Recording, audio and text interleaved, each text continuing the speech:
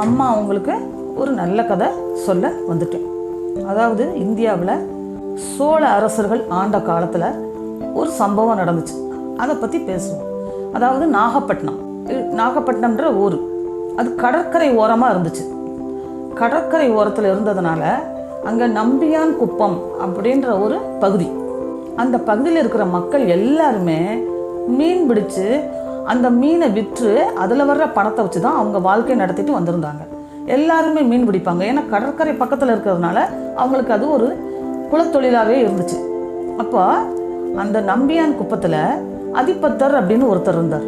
அவர் நல்ல ஒரு சிவபக்தர், அதே சமயத்தில் ரொம்ப தைரியசாலி, ரொம்ப நேர்மையானவர், எல்லாருக்கும் தலைவராக இருந்து வாழ்ந்து வந்தார். நியாயமாக நடப்பார். அவர் அந்த குப்பத்துக்கே ஒரு தலைவர், அதே சமயத்தில் நல்ல வசதியானவர், நல்ல வசதியாக இருக்காங்க அவங்க. ஆனாலும் அதிகாலையில் எந்திரிச்சு சிவ வழிபாடை முடிச்சுட்டு அந்த மீன் பிடிக்கிற தொழிலை செஞ்சுட்டு வந்தார். தண்ணி எப்பயுமே தினமும் அனுதினமும் சிவபெருமான வழிபாடாக செய்கிறது தான் அவருக்கு ரொம்ப பிடிச்ச விஷயமே. வீட்டில் எல்லாருமே சிவபக்தர்கள் தான். அப்படி இருக்கும்போது அவர் தினமும் மீன் பிடிக்க போவார். அந்த குப்பத்தில் இருக்க எல்லாருமே மீன் பிடிப்பாங்க. இவருக்கும் மீன்பிடி தொழில் தான். அப்போது இவர் மீன் பிடிச்சாருன்னா என்ன செய்வார்னா, இவருடைய படகுல ரொம்ப தூரம் போவார். நிறைய மீன் கிடைக்கும்.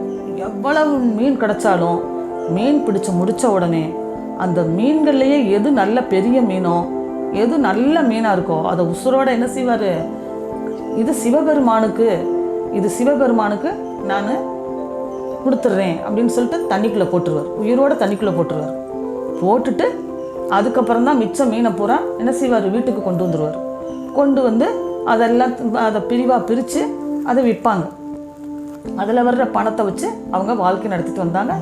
இது தினமும் நடக்கும். தினம் மீன் பிடிச்சாலும் அதில் இருக்கிறதுலையே பெரிய மீனாக, இருக்கிறதுலையே நல்ல மீனாக பார்த்து உயிரோட என்ன செய்வார், இது சிவபெருமானுக்கு உரியது அப்படின்னு கடலுக்குள்ளே போட்டு வந்துடுவார். தினமும் நடக்குது. பெரிய வசதியானவர். ஆனாலும் அவருடைய உழைப்பை விடவே இல்லை, தன்னுடைய பக்தியை விடவே இல்லை.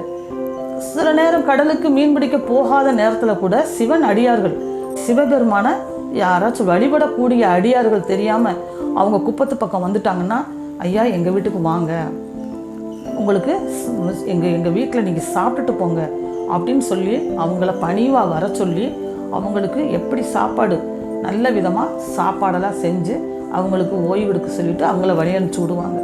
இந்த சிவனுடைய அடியார்களுக்கு நல்ல சாப்பாடு போட்டு பசியார அவங்களுக்கு பசி ஆறணும், பசி இல்லாமல் பசியை போக்கி சாப்பாடு போட்டு அனுப்பிச்சி விடுவாங்க.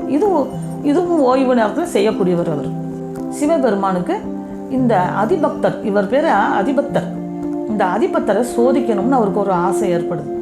அப்போ இவரை சோதிக்கிறார், சிவபெருமான் சோதிக்கிறார். எப்படி, இவர் தினமும் மீன் பிடிக்க போகிறாரா, மீன்கள் நிறைய பிடிச்சு தானே இவர் வாழ்க்கை நடத்திக்கிட்டு இருந்தார். இவருடைய வலையில் ஒரே ஒரு மீன் மட்டும்தான் கிடைக்குது. தினமும் ஒரு மீன் தான் கிடைக்கும். அப்போ இவர் என்ன செய்வார், இவருடைய வாழ்க்கையில் தினம் ஒரு வழக்கமாக வச்சுருக்காருல்ல, அந்த ஒரு மீன் கிடைச்சாலும் இதையும் சிவபெருமானுக்கு அப்படின்னு சொல்லி கடலில் போட்டு வீட்டுக்கு வந்துடுவார்.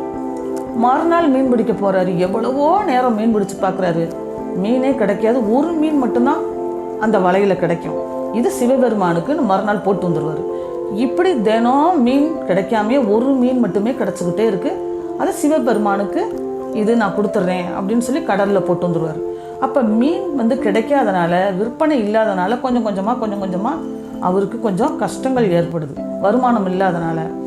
அப்படியே ஒரு வருடங்கள் ஓடுது. அவர் ரொம்ப ஏழ்மை நிலைக்கு வந்துடுறார். ஏழ்மை நிலைக்கு வந்தாலும் அந்த மீனை பிடிச்சா கிடைச்ச அந்த ஒரு மீனையும் கடலுக்குள்ளே போட்டு வந்துடுறார். இந்த ஒரு மீனையாவது பெரிய மீனாக கிடைச்சாலுமே அதை விற்று பணமாக்கிக்கிடுவோம் அப்படின்ற ஆசை அவருக்கு இல்லை.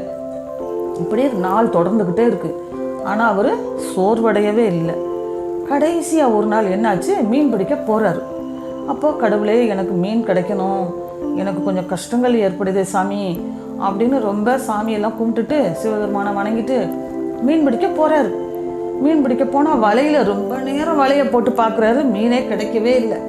கடைசியாக மீன் என்ன செய்கிறாரு, பிடிக்கிறார். அந்த மீன் ஒரு நல்ல மீன். அது எப்படின்னா, அந்த மீன்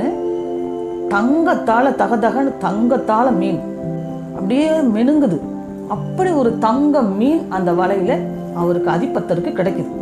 அந்த அதிபத்தருக்கு கிடைச்ச உடனே இவர் வெளியே வந்து படகுல எடுத்து கடற்கரையினுடைய கரைக்கு வந்து அந்த வலையை விரித்து பார்க்குறாரு. அழகான தங்க மீன்.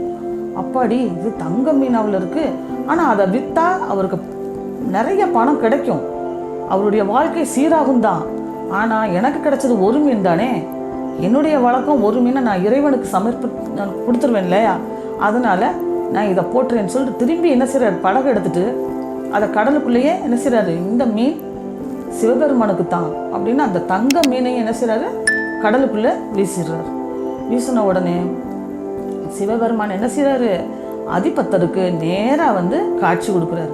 நீ பணத்துக்காக நீ ஆசைப்படவே இல்லையே, இந்த தங்க மீனை கொடுத்தோம் உனக்கு அந்த பண ஆசை வரலை, இதை விற்று நம்ம பெரிய பணக்காரன் ஆகலான்ற அந்த ஆசையே வரலை பார்த்தியா, நீ என்னையே ரொம்ப நினைக்கிற, என் மேலே ரொம்ப பக்தியாக இருக்க, உன்னுடைய பக்தியை நான் ரொம்ப பாராட்டுறேன், நீயே இன்னும் வசதியோடு இன்னும் நீண்ட காலம் நல்லா வாழணும் அப்படின்னு வாழ்த்திட்டு திரும்ப அவருக்கு வசதியெல்லாம் நல்லா கொடுத்துட்டு அவரை வாழ்த்திட்டு இறைவன் மறைஞ்சிடுறாரு.